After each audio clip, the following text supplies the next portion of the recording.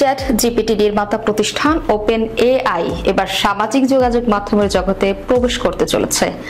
এই উদ্দেশ্যে প্রতিষ্ঠানটি ইতিমধ্যে একটি নতুন প্ল্যাটফর্ম তৈরির কাজ গোপনে শুরু করেছে বলে জানিয়েছেন সিএনবিসি ও দ্য ভার্জ। প্রাথমিক পর্যায়ে থাকা এই প্রকল্পের নাম কিংবা পুরো কার্যপ্রণালী এখন প্রকাশ করা হয়নি।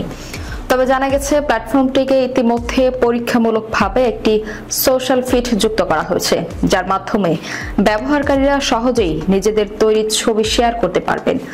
বিশ্লেষকদের মতে সম্প্রতি ওপেন এআই এর নতুন ইমেজ জেনারেশন ফিচারের বিপুল জনপ্রিয়তা ও উদ্যোগের পেছনে বড় ভূমিকা রয়েছে। গত মাসে চালু হওয়া ফিচারটির মাধ্যমে ব্যবহারকারীরা স্বল্প সময়ের মধ্যে সাধারণ ছবি বা সেলফিকে জাপানি অ্যানিমেশন স্টুডিও গিবলির স্টাইলে রূপান্তর করতে পারছেন।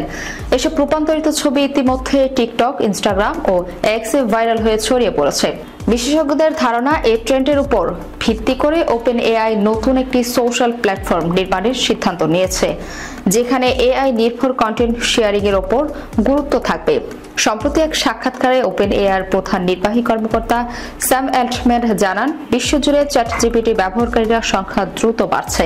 তার ভাষ্য, বর্তমানে প্রতি 10 জনে একজন ওপেন এআইয়ের এআই সেবা ব্যবহার করছেন। যদিও সম্ভাব্য সামাজিক যোগাযোগ মাধ্যম চালু সম্পর্কে তিনি সরাসরি কোনো মন্তব্য করেননি।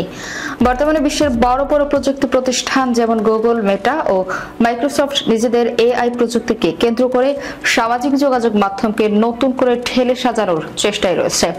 এই প্রেক্ষাপটে ওপেন এআইয়ের সম্ভাব্য নতুন প্ল্যাটফর্ম বাজারে প্রতিযোগিতায় নতুন মাত্রা যোগ করতে পারে বলে মনে করছেন বিশ্লেষকরা।